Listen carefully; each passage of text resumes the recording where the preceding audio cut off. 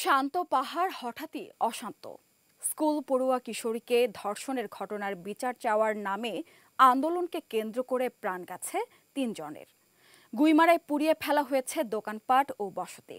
অথচ যে ঘটনাকে কেন্দ্র করে এই আন্দোলন, সেই ঘটনার প্রধান অভিযুক্ত ২৪ ঘন্টার মধ্যে গ্রেপ্তার হয়ে ৬ দিনের রিমান্ডে রয়েছেন। কিন্তু কেন এই আন্দোলন, সে প্রশ্নের জবাব মিলছে না। এদিকে খাগড়াছড়ির গুইমারা উপজেলার রামসু বাজার এখন এক শোকের শহরে পরিণত হয়েছে। চারপাশে ধ্বংসস্তূপ, ঝলসে যাওয়া দোকানপাট ও ঘরবাড়ি, ছাইয়ের গন্ধে ভারী হয়ে আছে বাতাস। একদিনের ব্যস্ত বাজার আজ নিস্তব্ধ।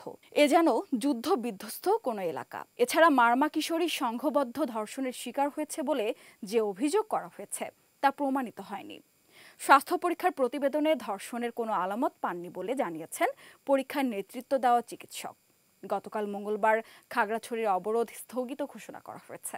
শান্ত পাহাড়ি জনপদ অশান্ত হওয়ার নেপথ্যে কারণ খুঁজতে মাঠে নামে সরকারের একটি গোয়েন্দা সংস্থা, যাদের তদন্তে উঠে আসছে লোমহর্ষক কাহিনী। থেমে যাওয়া আন্দোলনকে ফের চাঙ্গা করে ইউপিডিএফ এর ছাত্র সংগঠন যুগ্ম ছাত্র জনতা।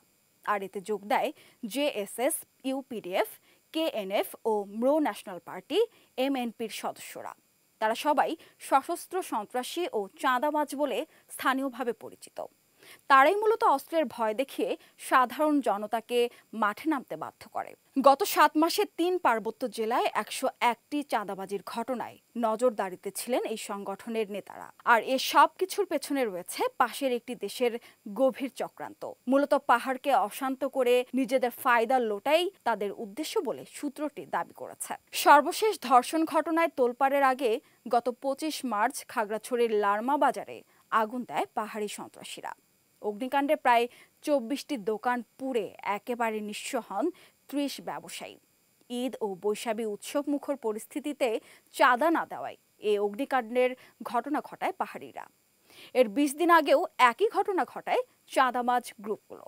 সূত্র জানায়, বছরে ৪০০ কোটি টাকারও বেশি চাঁদাবাজি করে পাহাড়ি সন্ত্রাসী গোষ্ঠীগুলো, যা পরে অস্ত্র কেনায় ব্যবহার হয়। আর এই অস্ত্রের বেশিরভাগই পাশের একটি দেশ থেকে সংগ্রহ করা হয়। অভিযোগ রয়েছে, পাহাড় যত অশান্ত থাকবে, অস্ত্র ও গুলির যোগান তত বাড়বে। আর এই কারণে পাহাড়ে অশান্তির পেছনে এই দেশটির গোয়েন্দারা সবসময় কাজ করে আসে। একাধিক সূত্র জানায়, পাহাড়গুলোতে বিশেষ করে সীমান্ত এলাকায় কুকি-চিন ন্যাশনাল ফ্রন্ট বা কেএনএফ সবচেয়ে বেশি সন্ত্রাসী কর্মকাণ্ডে জড়িয়ে পড়েছে।